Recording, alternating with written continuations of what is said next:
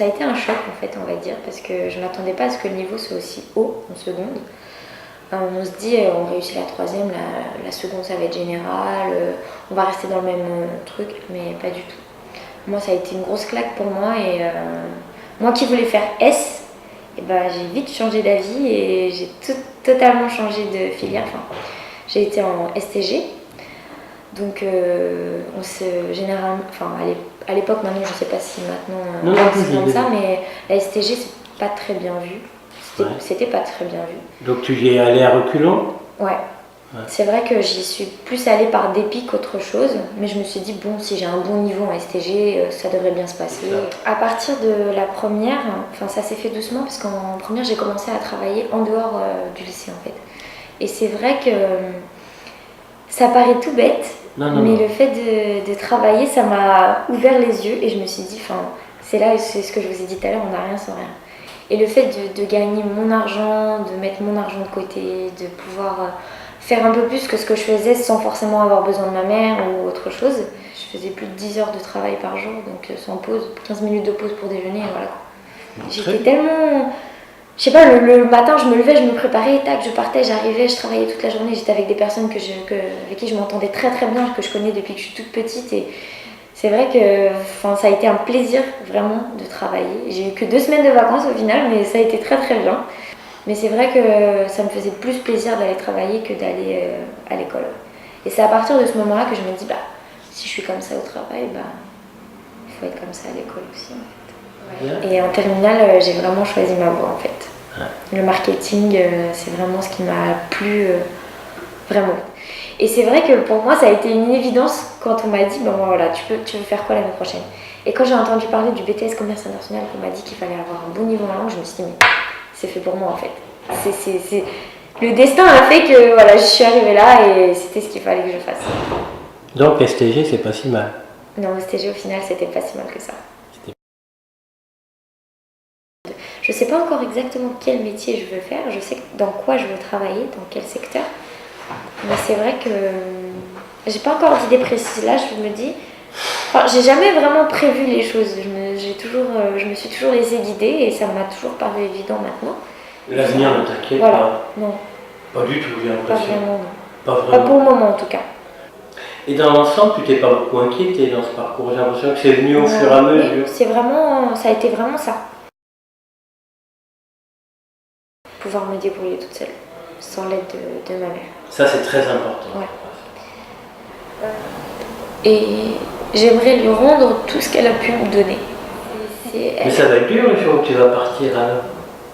Bah, je pense que c'est bien pour moi que pour elle en fait. Et puis même, on aime bien se lever le matin, avoir le petit bisou de la maman, tout ce qui est affectif. Comment ça va être dur de partir? Ouais, je pense que... T'as pas envie? J'ai envie d'un côté pour faire ma vie, mais je me dis, je suis bien chez maman. On est bien chez ses parents.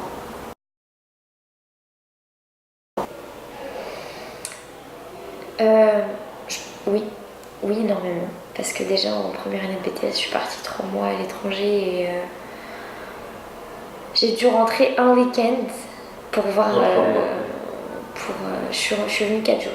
Parce que c'était trop dur? Ouais. Et il y a besoin de retrouver maman. Ouais. Pour s'abriter. Pour se sentir protégée.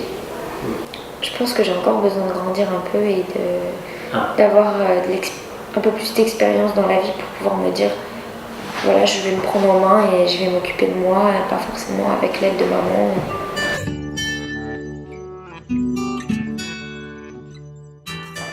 Ça a d'abord été une vraie réussite ce CAP alors? Mais ça a été vraiment, ça a été vraiment une réussite. Ça a été dur quand même parce qu'il a fallu batailler, mais j'ai pu arriver à mes fins en ayant mon CAP. Ouais. Parce que tu avais des difficultés aussi. J'avais des difficultés, oui, dans certaines matières. Ça dépendait des chapitres, des matières aussi. Bon, il y a des moments où j'arrivais à avoir quand même des mauvaises notes. Bon, Bien sûr. Alors, ce que tu as vécu à Londres a été important pour ça, j'ai l'impression aussi. Ben oui, ça m'a beaucoup aidé parce que ça m'a remotivé. Qu'est-ce qui t'a remotivé? Ben, ce qui m'a remotivé, c'est de voir le sport, la motivation des athlètes, je me suis dit, bon, eux, ils arrivent à se motiver pour le sport à fond. Moi, je peux me motiver pour justement pouvoir avoir mon BEPA. Mais pourquoi tu veux avoir un BEPA? Tu as un vrai projet, je crois. Moi, je veux avoir mon BEPA parce que je veux pouvoir rentrer dans la vie professionnelle et puis pouvoir travailler dans les espaces verts. Hein, parce que petit à petit, en ayant été en stage, enfin j'y suis toujours, mais en faisant une semaine à l'école et 2 semaines en stage à la ville de Reims, ça me motive parce que je me dis que je veux y aller à fond et puis que je veux rentrer en tant que titulaire à la ville de Reims par la suite. Hein.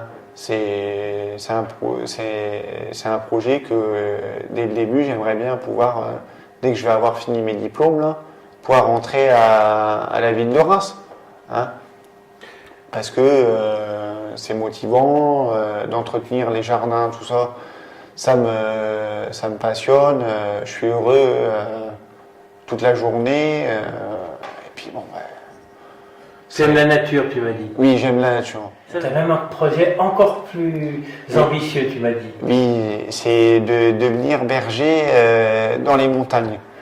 Il n'y a pas beaucoup de montagnes à Reims quand même. Non, justement, à la base ça a commencé, c'est comme je pars tous les ans au ski au mois de février, depuis mon plus jeune âge, hein, depuis mon plus jeune âge, j'ai toujours été sur les skis, tout ça. Et puis ça m'a toujours passionné de voir le paysage, les montagnes. Je me suis toujours dit, moi, plus tard, c'est ici, c'est là-bas que je veux aller vivre. Et c'est ce qui te donne du courage quand c'est difficile? Oui, ça me donne du courage, ça me fait rêver. Hein, je me dis, bon... Tu rêves? Oui, parce que... C'est important de rêver. C'est important, oui, ça aide aussi. Hein. Ça aide. Hein. Ça aide beaucoup parce que on se dit, bon, et si je pouvais exaucer mon rêve en essayant de faire ça. Il y a un soir où, quand j'ai eu mes notes d'un contrôle de maths, j'ai failli avoir 0. Le prof il m'a juste mis 1 parce que il y avait un point sur la propreté du travail, la présentation. Et on en a parlé un peu quand même. Il m'a dit il dit c'est pas grave. Il dit si t'as pas ton BEPA, c'est tout. Hein, tu redoubleras ta seconde et puis tu feras 3 ans. Et je dis non, ça m'intéresse pas. Et je dis moi je veux juste faire mes 2 ans. Je me suis déjà fait un plan dans ma tête, à calculer avec mes âges. Ah oui, je sais que, par exemple, mes études, je les aurais finies à 20 ans. Et je vais tout faire pour avoir fini à 20 ans. Faire que mes 2 ans. Et pas 3 ans. J'ai pas envie de redoubler.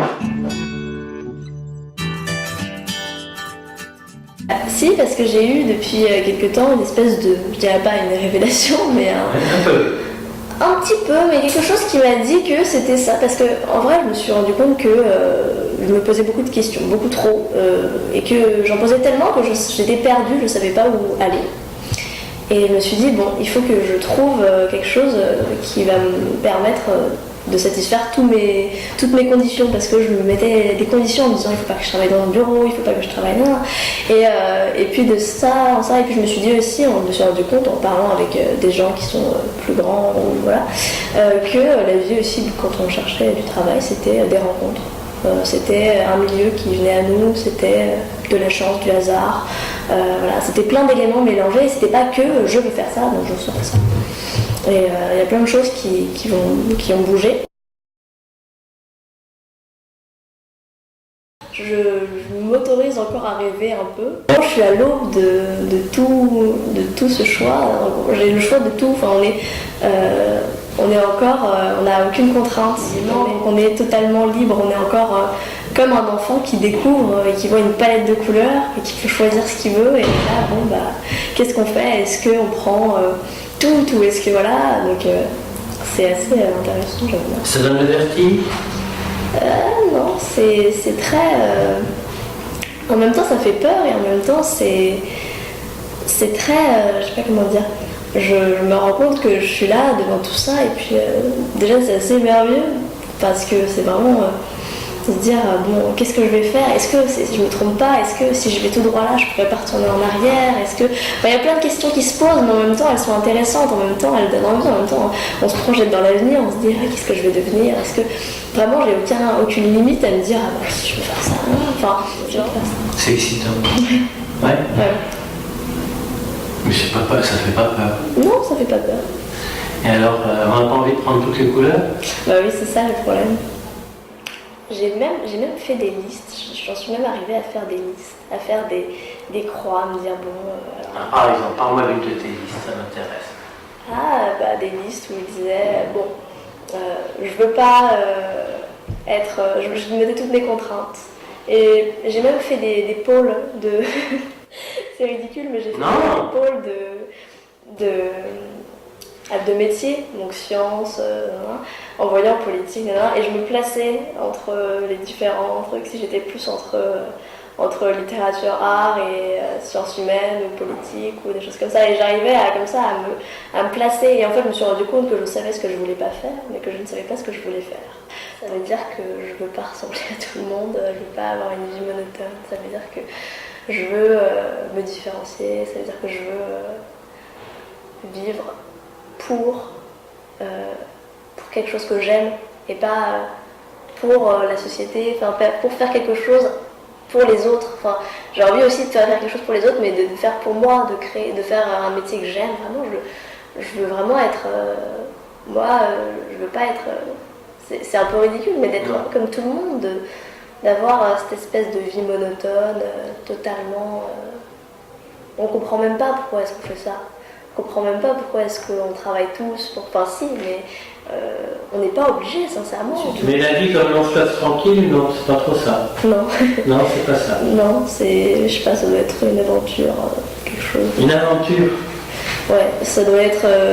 je veux mourir sans regret, je veux pouvoir... je sais pas, pouvoir être comme... vraiment, je voudrais vivre des choses qui sont pas... Je n'ai pas soif d'être connue ou quoi, je voudrais juste pouvoir vivre dans cette espèce de foison de littérature, d'art, de choses comme ça. Non, mais déjà d'en parler, c'est bien, hein, c'est rien que ça concrétise les choses, ça donne quelque chose d'en parler avec un adulte aussi, ça donne quelque chose de plus... je dirais vrai, parce que un rêve d'enfant, de jeune de 17 ans, alors que quand t'as quelqu'un d'adulte qui est à côté de toi, te dit bah écoute, oui, pourquoi pas, oui, vas-y, oui, non, enfin, c'est quelque chose de sûr. Tu avais besoin de son avis? Oui, j'attendais juste qu'on m'aide à confirmer, à... Que tu ne te trompais pas? Ouais, voilà, exactement, parce que je me suis demandé si je me trompais pas, d'ailleurs je me demande toujours si je me Ce serait quoi se tromper? Ce serait quoi se tromper par rapport à quoi? Par rapport à la palette de couleurs. Ouais, parce que, comme je vous ai dit, quand j'arrive devant ce moment de ma vie à l'aube, avec cette palette de choses, parce que j'ai aucune contrainte, comme j'ai aucune étape. Tout est ouvert. Voilà, tout est ouvert, et donc maintenant j'essaie d'avoir toujours une palette qui est très ouverte, parce que je lis pas mal de choses là-dedans, et ce qui m'intéresse c'était un peu ça, et d'avoir... Alors, tu arrives devant Benoît avec ta palette. Et je lui demande de me dire est-ce que ma palette est jolie.